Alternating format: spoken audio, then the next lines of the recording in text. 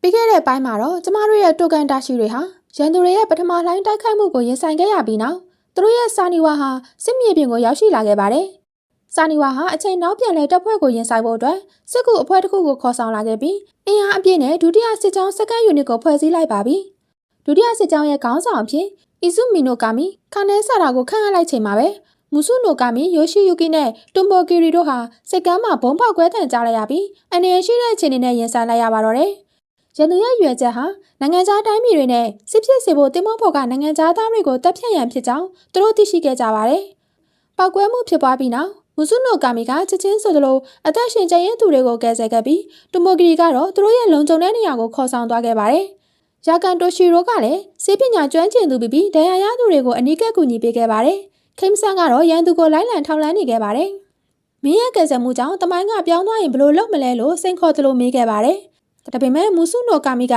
သက်ဆုံးရှုံးခဲ့ရတဲ့လူတွေပေါ်ခိမ်ဆန်ရဲ့ဂယုမဆိုင်ဟန်ကိုမြင်တဲ့အခါသူဟာဒေါသထွက်ခဲ့ပါတယ်။တေဆုံးသူတွေကိုဂယုမဆိုင်ဘူးလားဆိုတဲ့မူဆုနိုကာမီရဲ့စကားကြောင့်ခိမ်ဆန်ဟာစိတ်လိုက်မှန်မှတုံ့ပြန်ခဲ့ပါတယ်။မူဆုနိုကာမီကခိမ်ဆန်ရဲ့ဒီလိုအတွေးခေါ်မျိုးနဲ့ဘယ်ရောက်မှမကာကွယ်နိုင်ပဲ။ရှင်ဆန်ကူမီတွေလည်းဒီလိုစိတ်ဓာတ်မျိုးကြောင့်ပျက်စီးခဲ့ရတာမဟုတ်ဘူးလားလို့ထိမိတဲ့စကားလုံးတွေနဲ့စိန်ခေါ်လိုက်ပါတယ်။ဒီစကားကြောင့်ဒေါသတကြီးဖြစ်သွားတဲ့ခိမ်ဆန်ကိုကီနီဟီယိုကကပတိန်ကိုထိမ့်မှာကျွန်တော်နဲ့ကမ်တိန်တို့နှစ်ယောက်တက်နိုင်သမျှတီးခြားစီလှုပ်ဆောင်တာကအဖွဲအတွက်ပိုကောင်းပါတယ်ဆိုပြီးသတိပေးခဲ့ပါတယ်။ကူနီဟီယိုရဲ့စကားကြောင့်ကိမ်ဆန်ဟာသူ့ရဲ့ဒေါသကိုထိန်းချုပ်လိုက်ရပြီးယာကန်နဲ့တွန်ပိုကီရီတို့ကိုနောက်ထပ်မစ်ရှင်တစ်ခုပေးဖို့ပြင်ဆင်ခဲ့ပါတယ်။ကိမ်ဆန်ရဲ့စုံစမ်းမှုအရတင်မောကိုတိုက်ခိုက်တာဟာအချိန်နောက်ပြန်လဲတပ်ဖွဲ့မဟုတ်ပဲရိုရှီတွေရဲ့လက်ချက်ဖြစ်ကြောင်းသိခဲ့ရပါတယ်။အချိန်နောက်ပြန်လဲတပ်ဖွဲ့ဟာရိုရှီတွေရဲ့နိုင်ငံသားစန့်ကျင်ရေးစိတ်ဓာတ်ကိုအခွင့်ကောင်းယူပြီးစစ်ပွဲဖြစ်အောင်မြှောက်ပေးနေခြင်းသာဖြစ်ပါတယ်။ရိုရှီတွေဟာနိုင်ငံမှာလှုပ်ဝက်နေရနှစ်ခုရှိတယ်လို့သိလိုက်ရပါတယ်။ရိုရှီတွေရဲ့လှုပ်ဝက်နေရတစ်ခုကိုထောက်လှမ်းဖို့အတွက်အားရောက်စုံစမ်းခဲ့ပါတယ်။အဲ့ဒီမှာရိုရှီတွေဟာနိုင်ငံသားတွေကိုလှုပ်ကြံဖို့အတွက်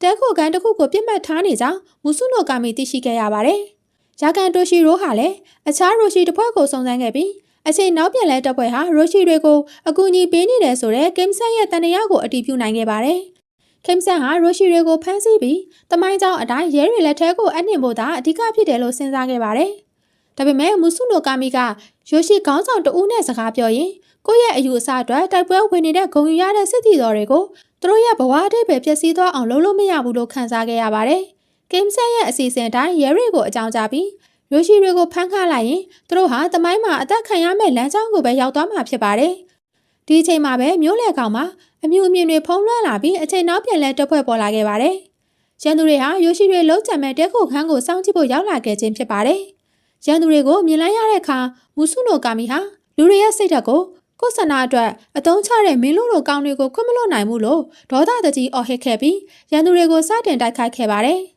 သူ့ရဲ့ဆုံးဖြတ်ချက်ကတိုက်ခတ်ရေးဘုံတစ်လုံးကိုပစ်ပေါက်ပြီးကြီးမားတဲ့ပောက်ကွဲသံကိုမြို့ထဲမှာဖြစ်ပေါ်စေခြင်းပဲဖြစ်ပါတယ်။ဒီပောက်ကွဲသံကြောင့်ရိုရှီတွေဟာတိုက်ခိုက်မှုအန္တရာယ်ကြောင့်သူတို့ရဲ့လှုပ်ရှားမှုကိုရပ်တန့်ခဲ့ရပြီးရဲကော့စတေဘယ်တွေဟာလည်းပောက်ကွဲသံကြားရကိုရောက်လာခဲ့ပါတယ်။ဒါဟာကိမ်ဆန်ရဲ့အစီအစဉ်တိုင်းတမိုင်းရဲ့လမ်းကြောင်းကိုပုံမှန်တိုင်းပြန်လည်ဖြစ်ပေါ်စေခဲ့ပါတယ်။ခိမ်ဆန်ကိုနီဟီရိုယာကန်နဲ့တွန်ပိုကီရီတို့ဟာပောက်ကွဲမှုအတန်ကြားရကိုချက်ချင်းရောက်လာခဲ့ပြီးအချိန်နောက်ပြန်လဲတပ်ဖွဲ့ကိုအပိသက်ရှင်းလင်းမှုစတင်တိုက်ခိုက်ခဲ့ကြပါတယ်။တိုက်ပွဲပြီးဆုံးချိန်မှာတော့ရိုရှီတွေဟာရဲတွေရဲ့လက်ထဲမှာဖမ်းဆီးခံခဲ့ရပြီးခိမ်ဆန်ရဲ့ရဲတွေကိုအကြောင်းကြားခဲ့တာဟာတမိုင်းရဲ့စီးဆင်းမှုအတိုင်းဖြစ်ပျက်ဖို့အတွက်သာဖြစ်ပြီးတမိုင်းကိုကာကွယ်ဖို့ပဲလိုတယ်လို့ခေါင်းဆောင်ပြီးသားစွာနဲ့တင်းမာစွာပြန်လည်ပြောကြားခဲ့ပါတယ်။ခိမ်ဆန်ရဲ့ပြတ်သားတဲ့ဦးဆောင်မှုအောက်မှာဒုတိယစစ်ကြောင်းဟာအချိန်နောက်ပြန်လဲတပ်ဖွဲ့ကိုအောင်မြင်စွာရှင်းလင်းနိုင်ခဲ့ပါတယ်။အောင်မြင်တဲ့မစ်ရှင်ပြီးတဲ့နောက်ကိုနိုစကဲဟာ၃ရက်တာအနားယူဖို့အတွက်စာနီဝါရဲ့အမိန့်စာအသစ်ရောက်ရှိလာကြောင်းကြေညာခဲ့ပါတယ်။စာနီဝါစီကရရှိခဲ့ပြီးနောက်အားလုံးဟာအပန်းဖြေဖို့ပြင်ဆင်နေကြချိန်မှာပဲနောက်ထပ်မစ်ရှင်အသစ်တစ်ခုဟ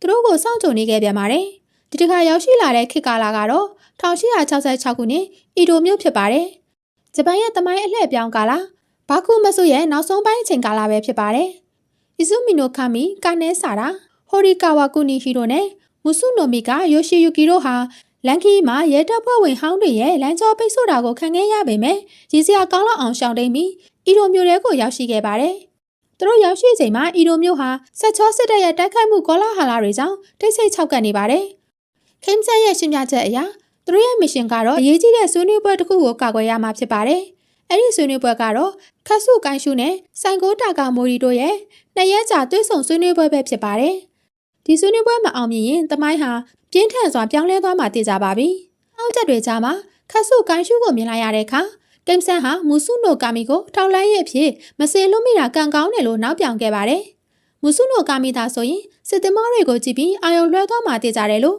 ကိမ်ဆန်ကပြောခဲ့ပါတယ်။ဆွေးနွေးပွဲစတင်ချိန်မှာနိုစကဲကအရေးပေါ်အခြေအနေအတွက်နိုင်တလုံးကိုကိမ်ဆန်ကိုပေးအပ်ခဲ့ပါတယ်။ကိမ်ဆန်ဟာဒီနိုင်ကိုမြင်တဲ့အခါသူ့ရဲ့ဆရာဟောင်းဟီဂျက်ကာတာတိုရှီဆိုကိုသတိရသွားခဲ့ပါတယ်။သူတို့နှစ်ယောက်ဟာဟီဂျက်ကာတာဟာဘဲယာကိုအသက်ပေးပြီးကာကွယ်သွားခဲ့လဲဆိုတာကိုတွေးတောမိခဲ့ကြပါတယ်။ကိမ်ဆန်ကယာကန်ကိုမင်းရဲ့ဆရာဟောင်းတွေကိုမမျက်နှိုးဘူးလားလို့မေးတဲ့အခါ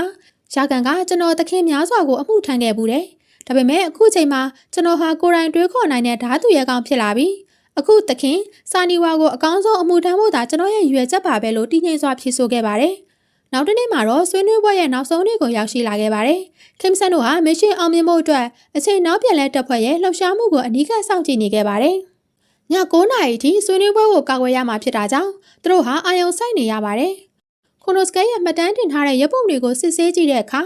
ခတ်ဆုကိုင်းရှုရဲ့အနီးနားမှာသမိုင်းမှတ်တမ်းထဲမှာမပါဝင်တဲ့ဓာတ်နှစ်လက်ဆောင်နဲ့စစ်တီတော်တဦးပါဝင်နေတာကိုသတိထားမိခဲ့ပါတယ်။သမိုင်းပြောင်းလဲမှုဟာအသေးစိတ်အဆင့်မှစတင်နေပါပြီ။ကိမ်ဆန်နဲ့ယာကန်တို့ဟာအဲ့ဒီစစ်တီတော်ကိုလိုက်လံထောက်လှမ်းမှုပြင်ဆင်နေချိန်မှာပဲရန်သူတွေဟာရောက်ရှိလာခဲ့ပါတယ်။အီရိုမျိုးနဲ့ရှီမာစုကုံလောင်ယုံကိုဆက်သွယ်ထားတဲ့တရားပေါ်မှာအချိန်နောက်ပြန်လဲတပ်ဖွဲ့ကပေါ်လာခဲ့ပြီး